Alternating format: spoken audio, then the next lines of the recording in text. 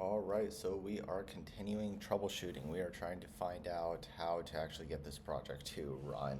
I think we figured all of the compilation errors, and now we're dealing with some of the more top level problems. So let me make myself a little bit smaller.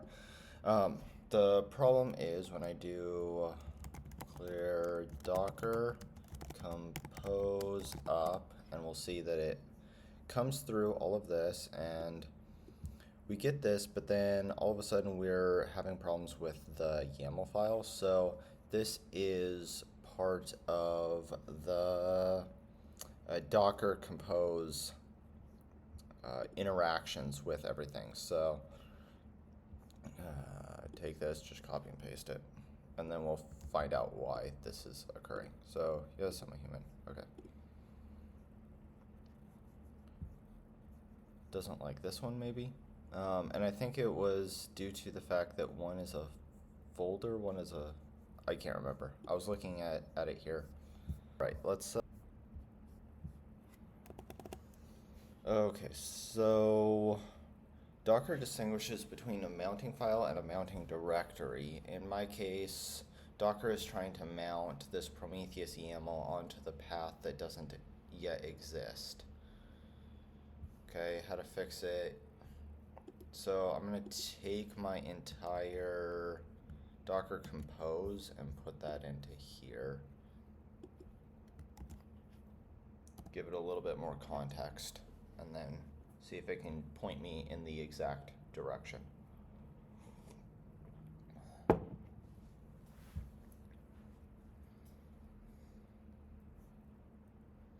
The other thing that I want to do while this is having its fun is I also need to, what I want to do is continue to go through a lot of this stuff and understand it on more of a deep level.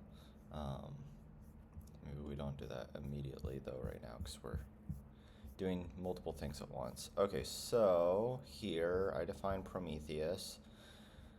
On my host side is like this, must exist a file.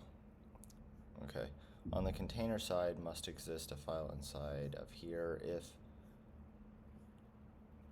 Docker tried to create it, but since you're mounting a file, alright, not a directory. Put your Prometheus YAML inside of this and mount the directory, okay?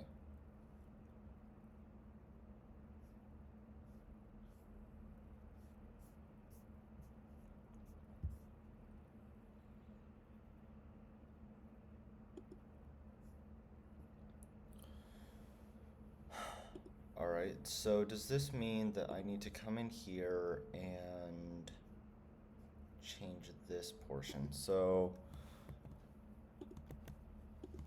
like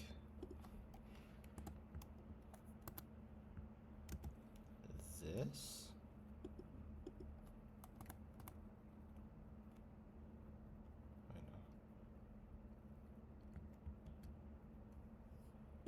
And then tab those over like that.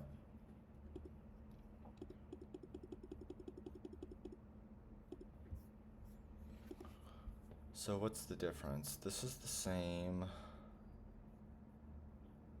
This is different here. Yeah, might as well just do that and see.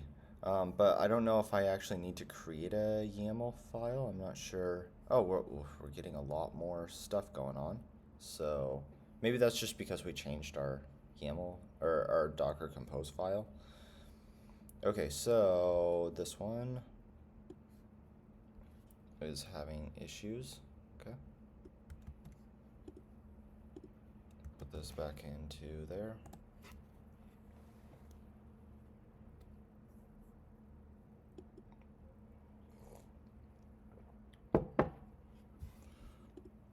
Okay, so this did cause an issue and it seems like it resolved it, but I'm not sure what I did here. Etc. Prometheus and not YAML. This one is infrastructure monitoring but not the YAML. Okay, so we just erased this YAML on both sides. And that's, I think, due to what it was saying. We want to put it into the folder, not the file. I think that's what it was saying. Let's come up here, mount the whole directory. Yeah, okay, fine. Okay, Docker is trying to start my Postgres container and bind it to internal port 5432 to my host machine's port, but something on your Mac is already using that. Commonly, you may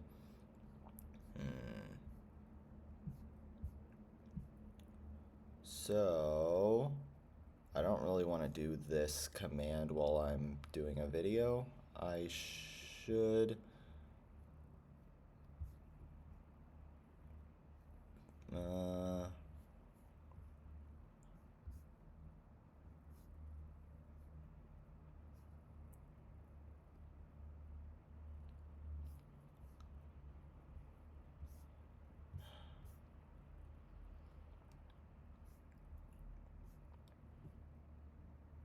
I guess it would just be that specific one. Okay, fine.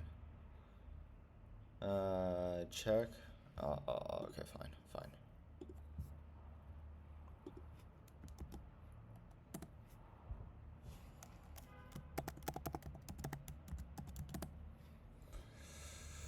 Okay, so what's coming on here? I actually don't even know what information does this give. I'm not sure. What information does this give? So something is already using that port. I'm not sure what is using that port. And I don't know what any of that format actually is. Like the wildcard to wildcard. Okay. Anything to this port. What does it just mean? TCP 46, TCP 4, TCP 6. What are these for? I'm not sure. Okay.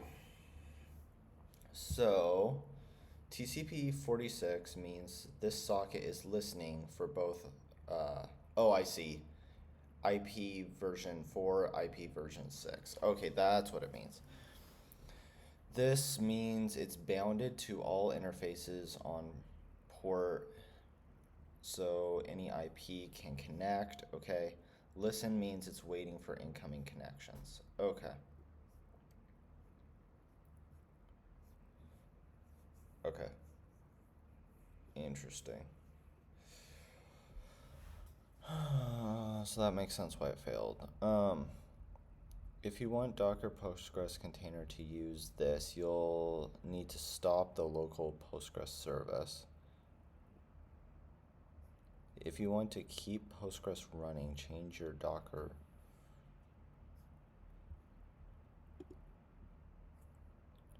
How does it know that it was Postgres though, right? Okay. And now what if I do this one again?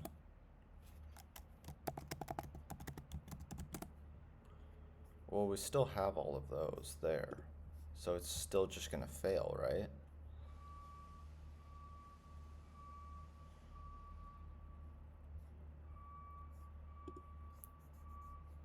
Because this isn't...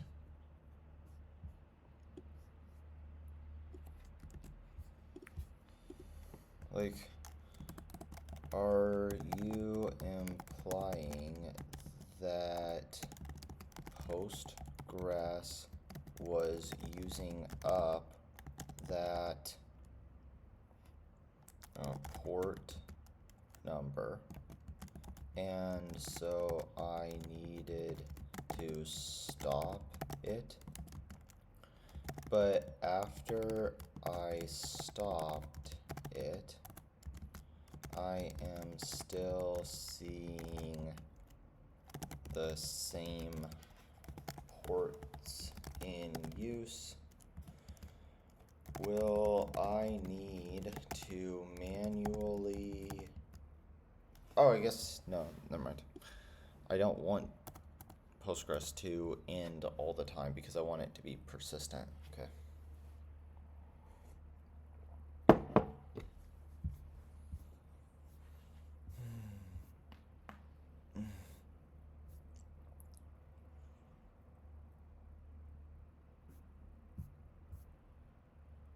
Okay. So, before local Postgres 14 Homebrew was definitely using this port. You stopped. Hold on, is there any difference between these two?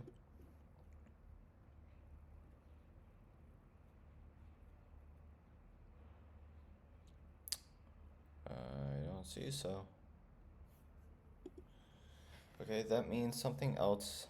Okay, but when you run netstack again, you see this. This means something else is still bound to this port. It could be another Postgres instance, leftover process that didn't shut down, or even a Docker container. Okay,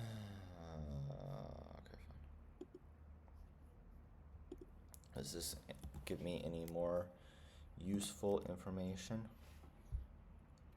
Postgres.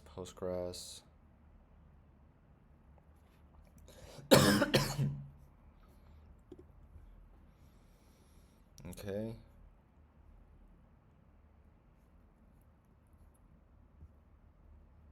If there's another Postgres here,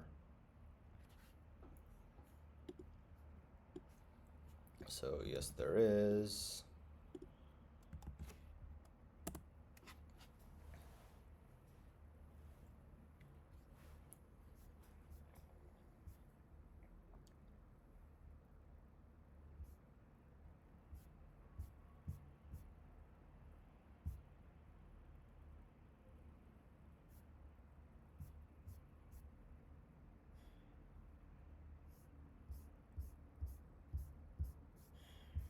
Okay. This one is listening here. Okay. Calm.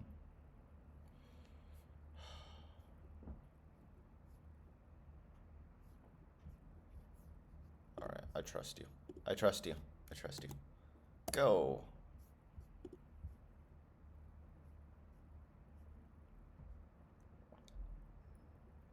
Okay.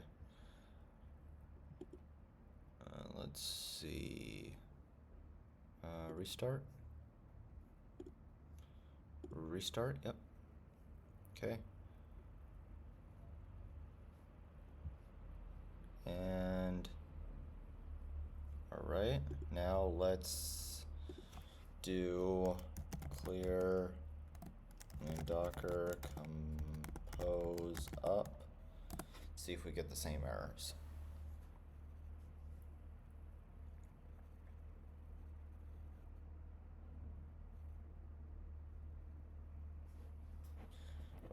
Okay, still, yeah.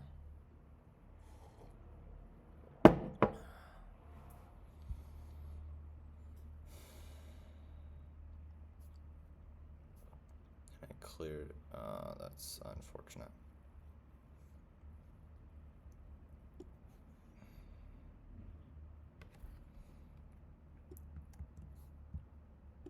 Okay, so this, and then down here, I'm just gonna copy and paste this. Okay.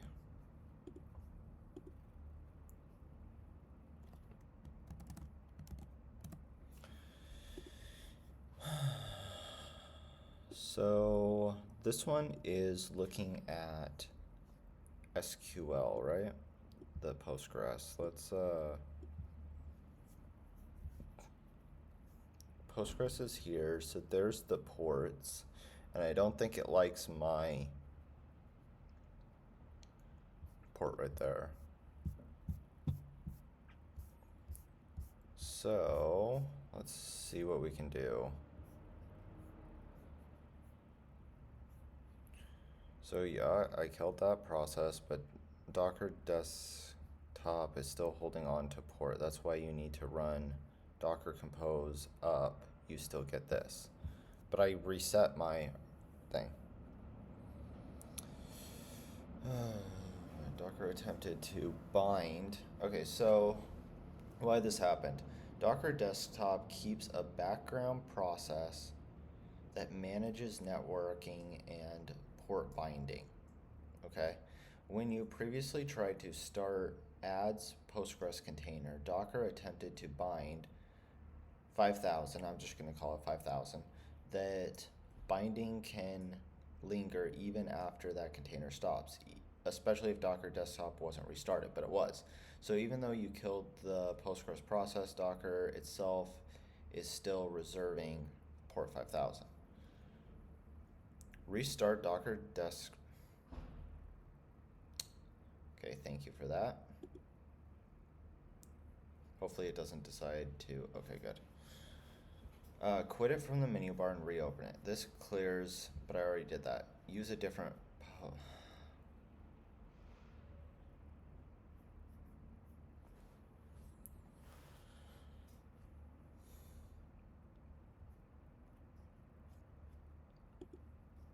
so I'm gonna just try that.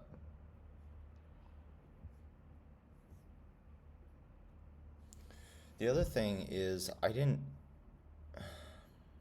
even create a, come on, where is it? Here. Okay. I didn't even create a Postgres, but I think this will create the Postgres itself. I want to confirm my understanding. I have not created a Postgres database on my machine. Does this Docker compose up command along with the file, along with what is in the Docker compose.yaml, create the Postgres database itself, runs the database inside of a container and stores the data in a special location on my physical MacBook for persistent storage. What does changing the port on my local do, and what do I need to change? As of now, I just changed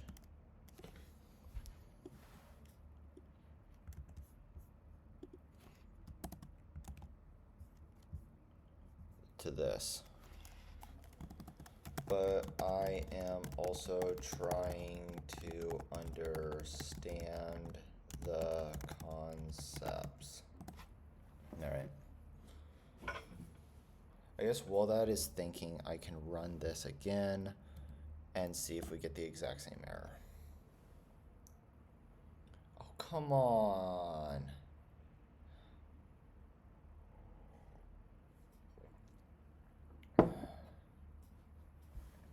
This is ridiculous.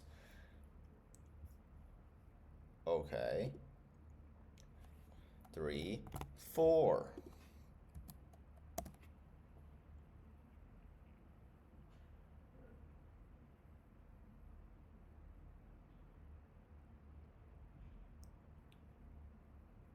Didn't fail yet. Okay, still going. Come on, come on, come on. You got it, you got it, you got it, you got it. Go, go, go, go, go, go, go. It's not failing. It's not failing yet. We're on a roll. Okay, come on, come on, come on.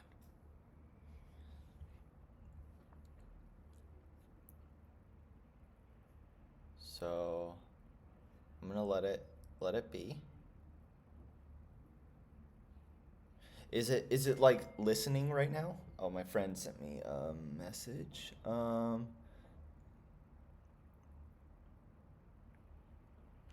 on, let me get this. Recommend. Okay.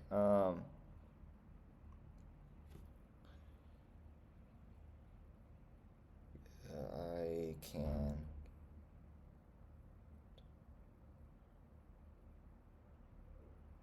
By the end. Today, definitely. Okay. Awesome. I just needed to respond. There we go. Okay. Well, we still didn't fail. We still didn't fail. Look at that. Look at that. Okay. So before we do this, let's kind of just. Oh, okay. Well, it's still thinking.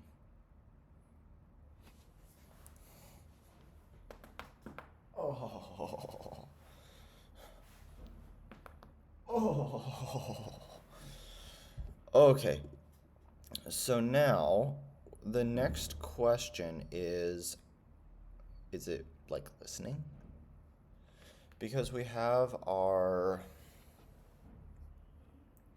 bid engine, and that is a web application, right? And we're listening on, do we set up like a static port or a static IP address? What are we actually listening to? Would it be localhost? Okay, so now I need to figure out how do I actually send an HTTP like request. Oh my goodness. Okay, so this one is copy that and refresh you, and then this is still going. Okay.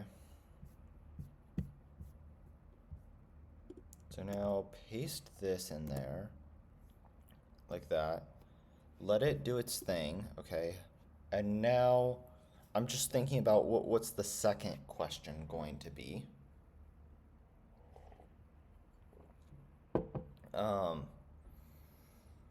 And I'm going to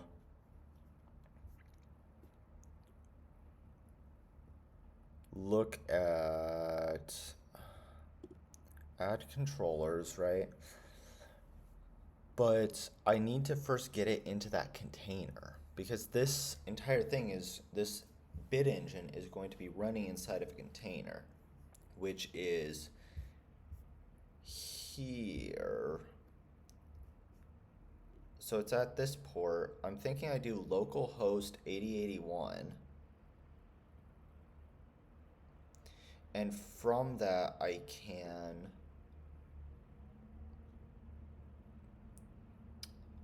do like a request to my,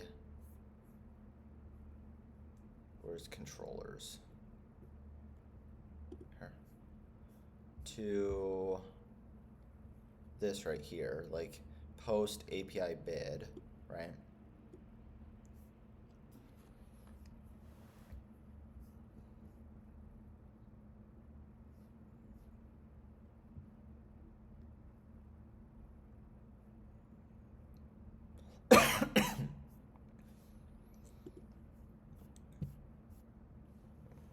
Okay.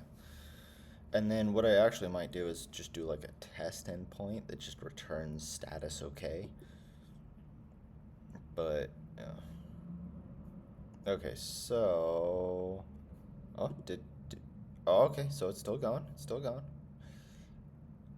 Okay, okay, okay, fine, fine, fine. Alright, so we're here. What happened when you run Docker Compose up with Postgres?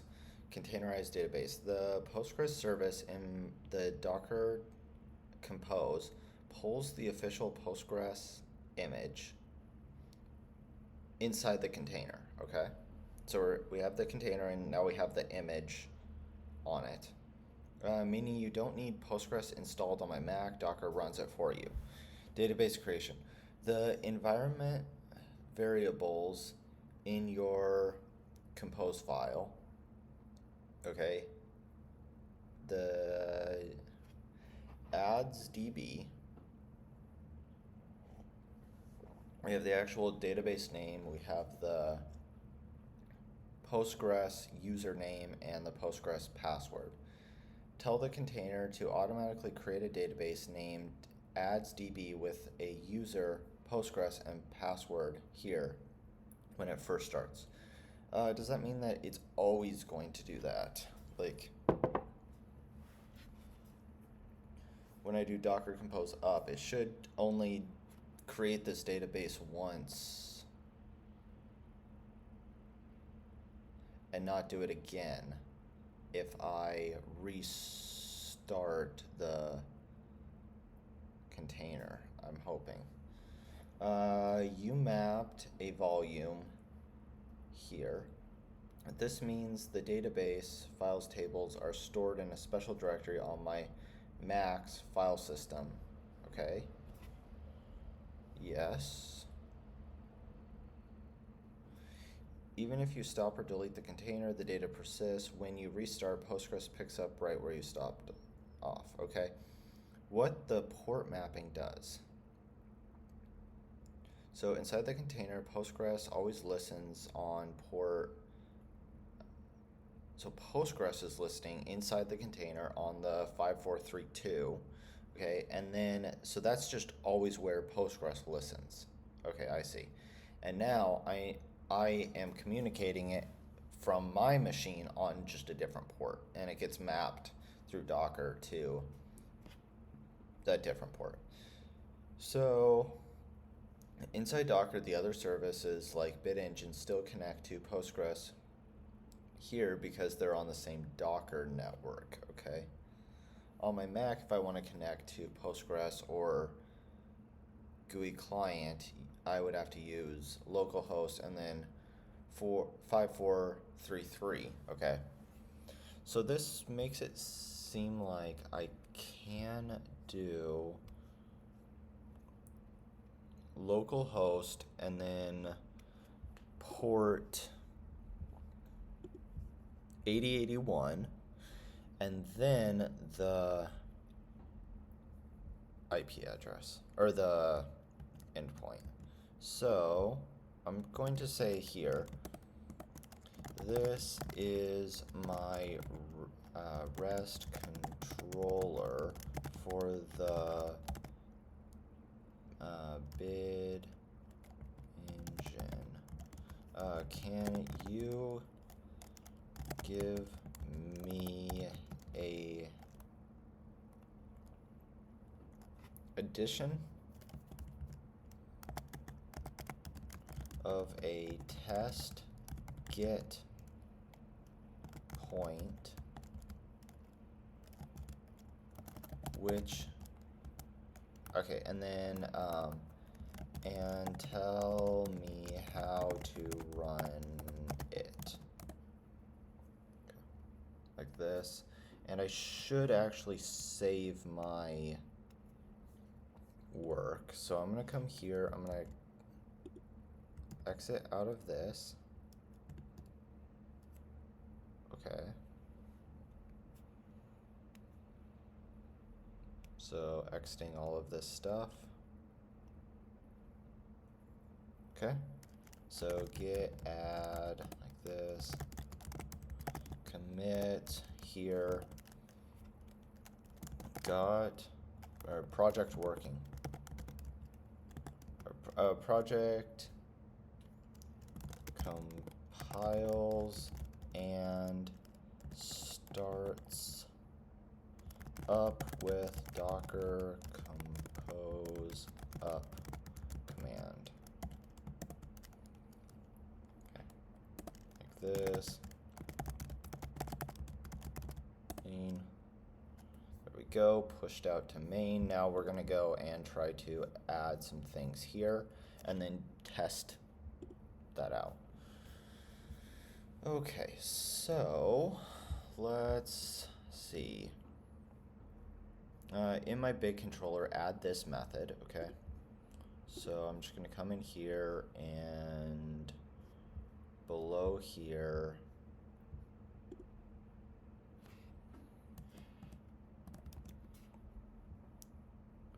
add this. Should be tabbed over once, and then that looks better. Okay.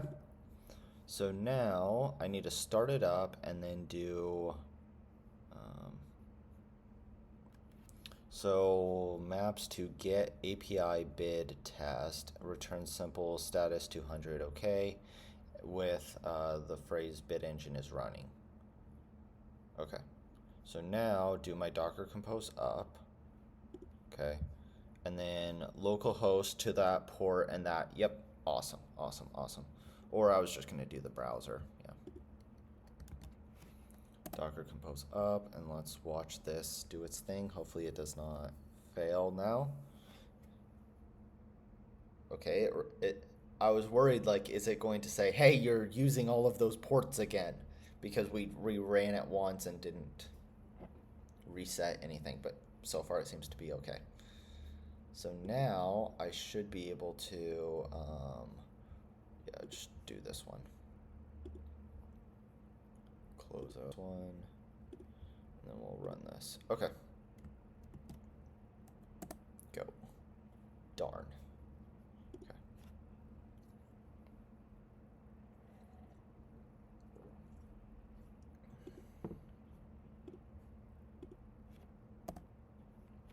Okay.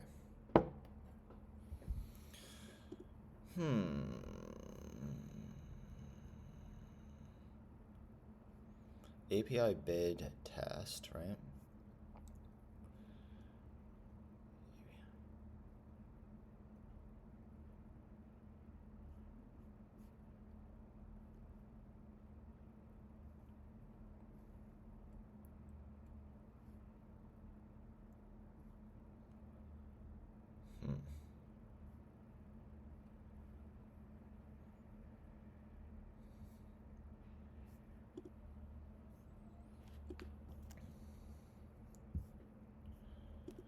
So I do this and my browser shows nothing.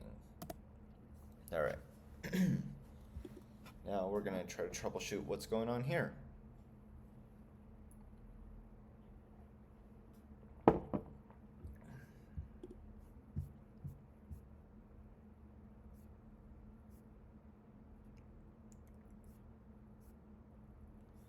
So come back up to here, confirm that my controller has this. That's what it just told me to put there, right? Public action string test logger. Yep, it's actually running. Docker PS, I mean, I see it running. Docker logs 8081 to 8081. Yes, we do have that right there. Check your app starts up, like this.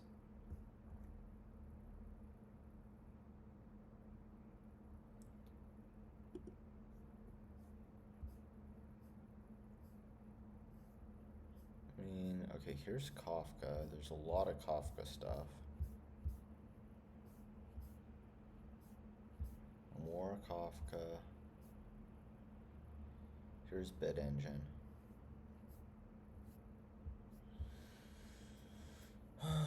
Okay, unhandled exception. So we're getting some kind of unhandled exception nonsense.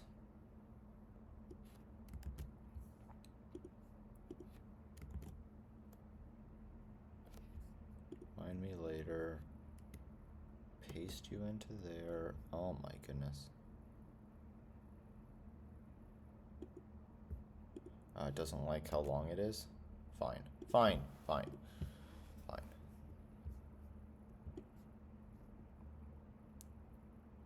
No, no, no. I just do BitEngine. Here. Is that better? Yeah. Okay. So I think it compiles, it's just having problems.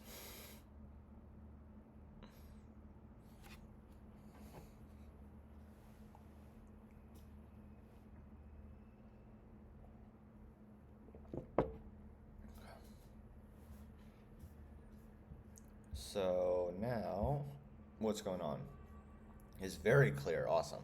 Is failing to start because dependency injection cannot resolve stack, exchange, Redis, iConnection, multiplexer. Your classes, campaign cache, budget service, bid selector, all have constructors like this. That means, like this.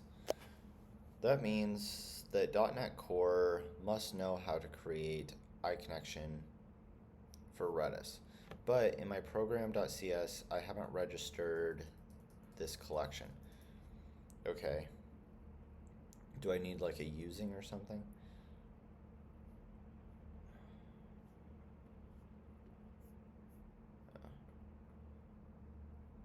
Minimal hosting.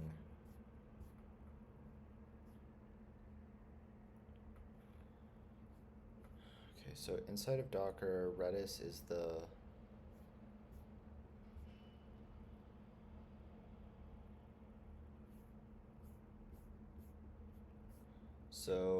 okay.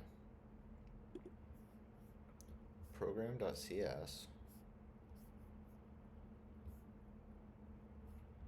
I'm gonna quit this. Okay. Now we go into our BitEngine, wherever program.cs decided to go. Here, and we have that though. Stack, Exchange, Redis. There.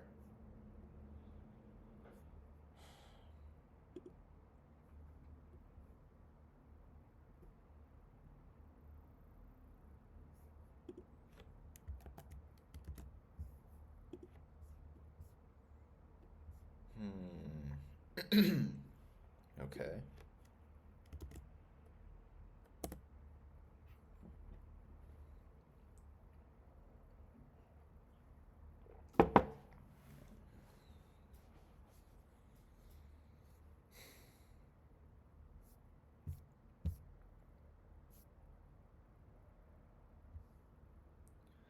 Okay. Still thinking and jumping all around. Is it done yet? Okay, here we go. So it's structured almost correct, but the way you register Redis is the source of the DI error you saw earlier. Let me explain and show you how to fix it. Okay, so right now we have Redis connection string, builder configuration, get connection string for Redis could be nullable. Redis is equal to connection multiplexer connect on that string, and then builder services and a singleton. This registers a concrete connection multiplexer instance in dependency injection.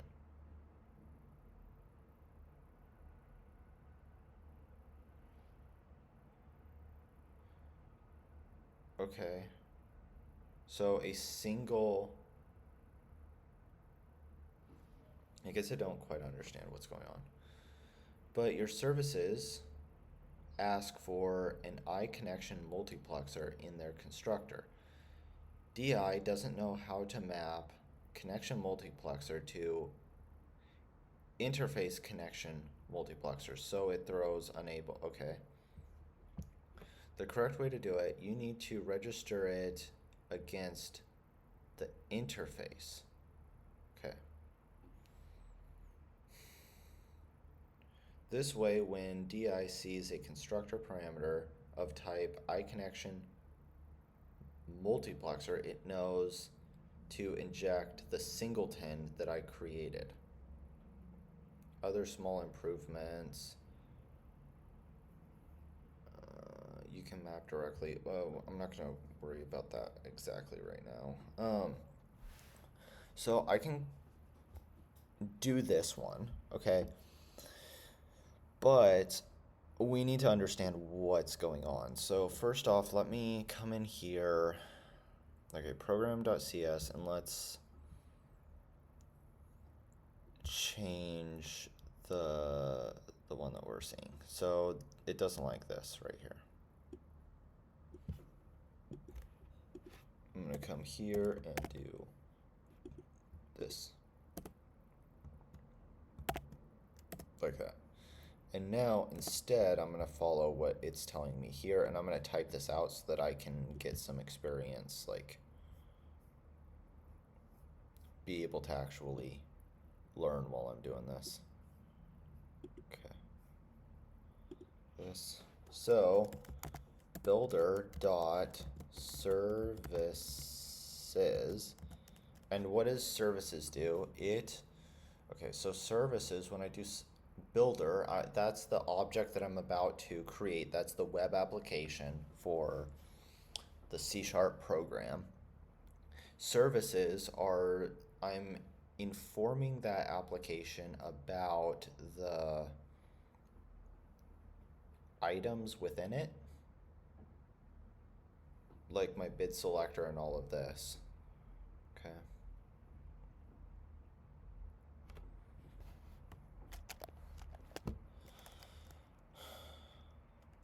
Services dot add singleton. So a singleton is a design pattern that means that I only have one instance of it. Okay. And this singleton is going to be customized for the iConnection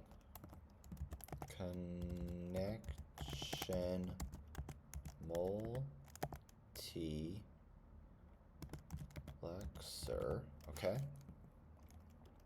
Now we're going to have a lambda function, which is sp maps to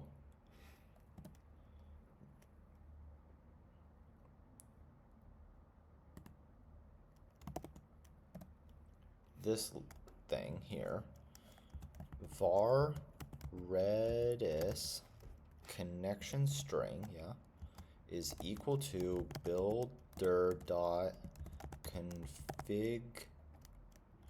configuration. I'm just copying right now. Get connection string for redis. Okay, so this is, I think that this is getting those environment variables, and I'm getting this connection string that I called Redis.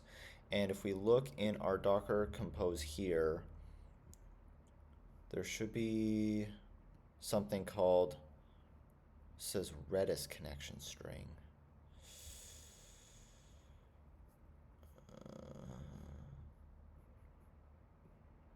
So how does that map? I'm not sure. Oh, Redis connection string right there. Okay. Here, and then double question mark builder dot configuration here.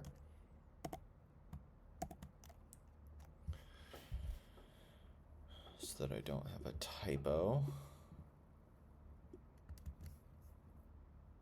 Like that, okay?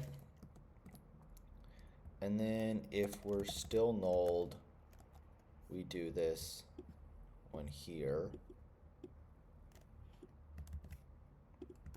Like that.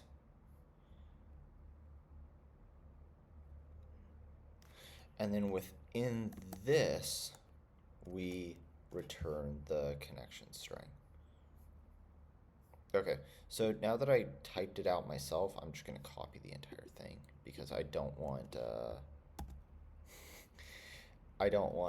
typos. Okay, so I used the code snippet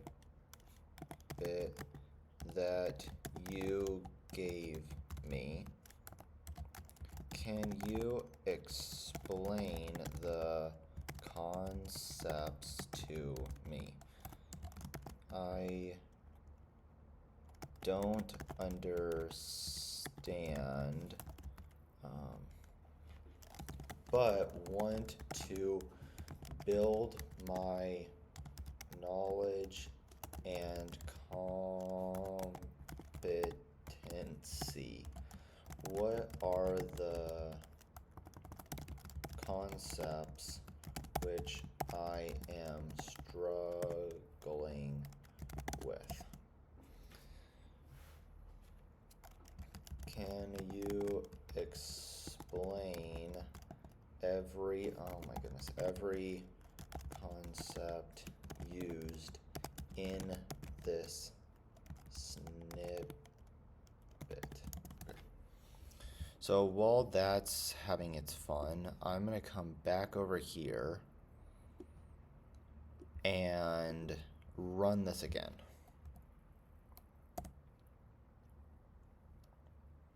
See if we get any error. Let it do its thing. Zookeeper. Back at Kafka. Oh man. That's not good.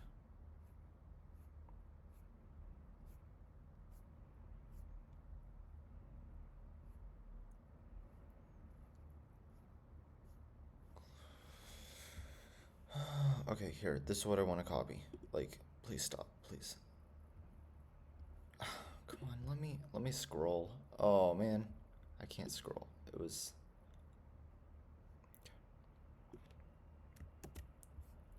here, and then there, but we still need to go and read all of that.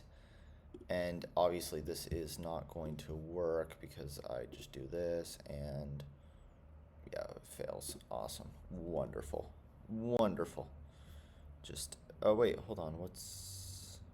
Oh, exit out of this and come back up to here. Then we need to go 2 up. Okay, so here.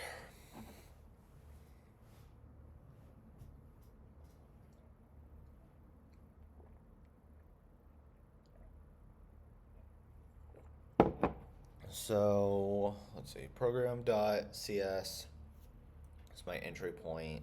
It wires up the dependency injection services and creates and passed into your classes. Okay, configuration, how you read settings like connection string, middleware pipelines, awesome.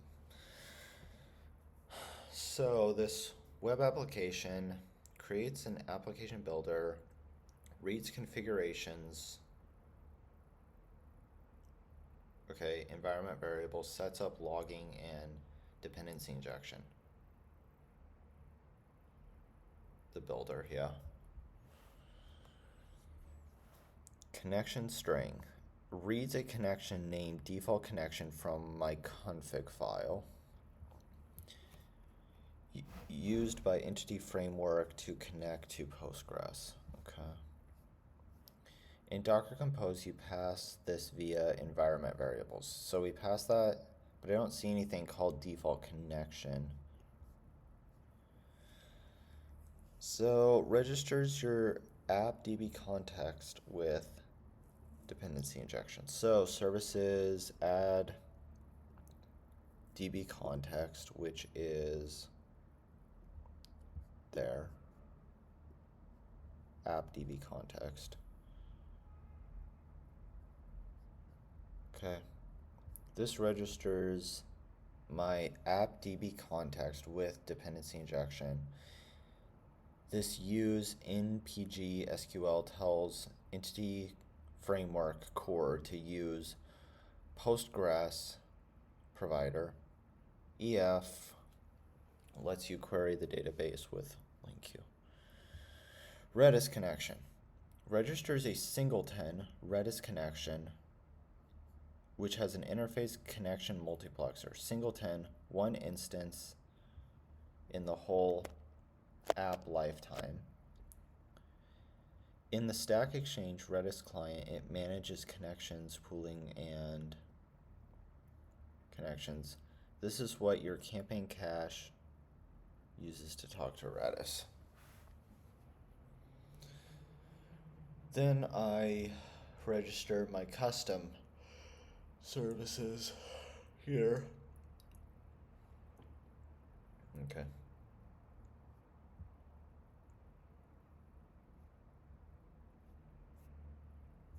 And then all of this, why is it failing?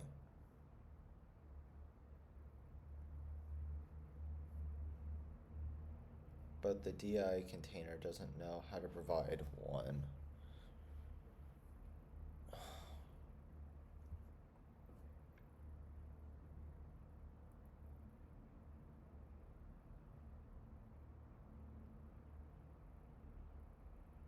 But I just did this.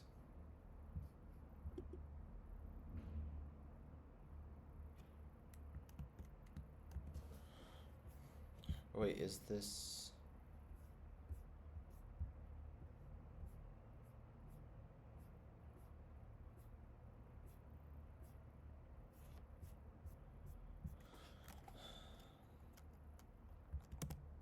Oops. No.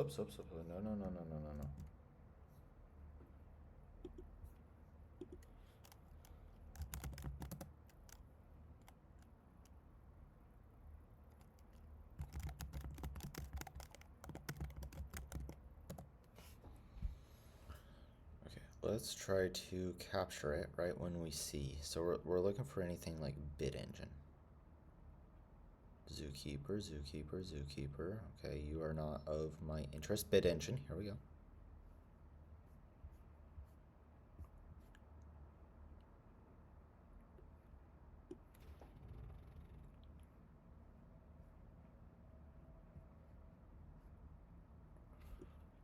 Copy you.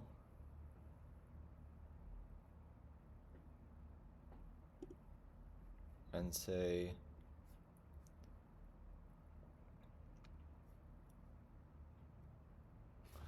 okay, build Bitengine, but I think I'm doing it.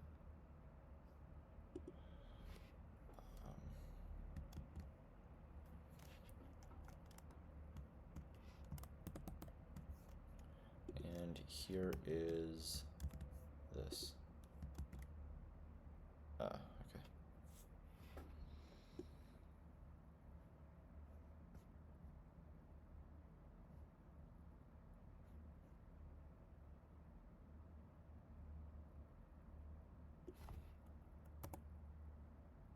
Still?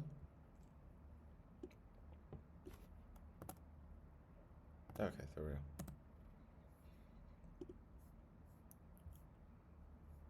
Anything else with Bitengine? Seeing lots of Kafka stuff. Okay.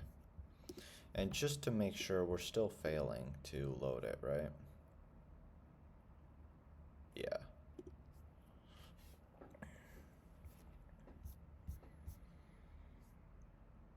Okay. So, I know, but it's like, must know how to do this. I wrote this, yes. Mismatch constructor, campaign cache. Make sure they ask for the interface, not the concrete type, okay?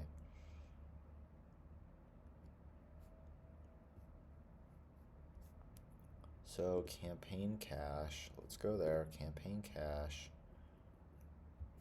In the constructor here, we have iConnection multiplexer. Yeah.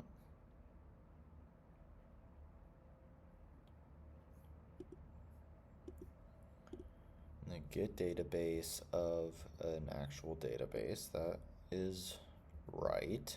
Yep. In my Docker Compose,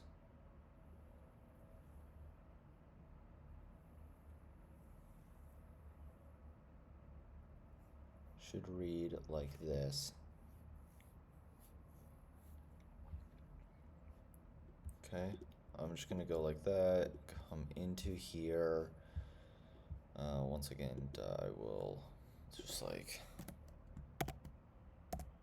this, and like this, and like that, okay?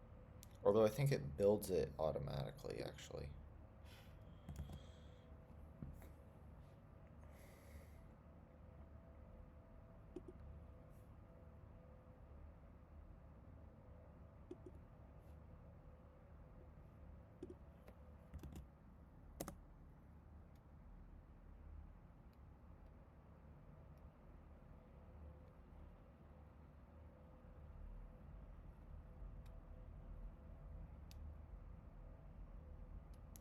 Okay.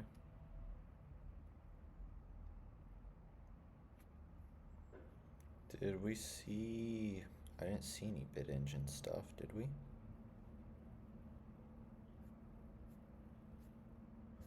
It's Grafana. Oh, wait, hold on, I saw yellow. Bitengine here.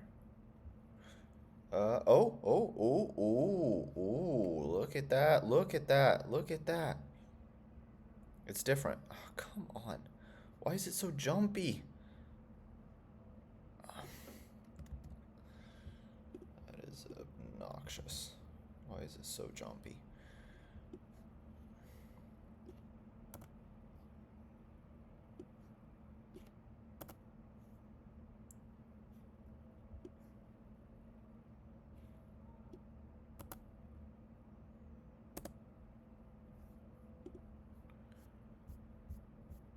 Okay.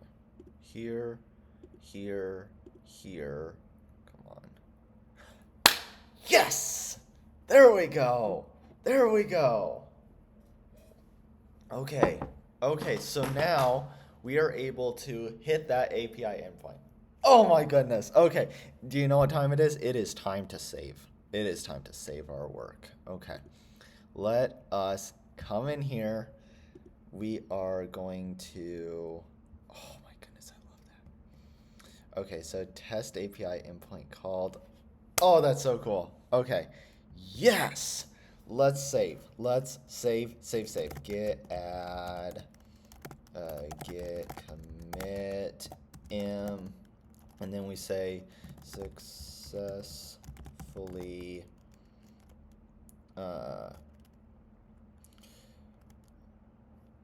spun up Docker Compose containers and hit REST API endpoint inside of bid engine container. Got expected result back to browser. So git push origin main. Okay, so we are now able to spin the project up. We are now able to communicate with the Docker container through our browser. We're able to like trigger that here and then get a response back to our browser. This is amazing. Okay, so now what we can do from that, we're able to now try to come in here, hit this API endpoint, and we need to do a post request. So we need to be able to hit this one and then try to start troubleshooting this one right here. Okay, so I'm gonna leave the video off right here, and then I will be back later, and we will be moving forward with this one. So we'll be trying to uh, get the actual functionality of the program up and running. So thank you for watching. My name is Timothy Lee Grant. If you want to subscribe, that would be awesome, and we can go along in this journey together. Otherwise, that's okay too. I hope you have a wonderful rest of the day, and I'll see you soon. Goodbye.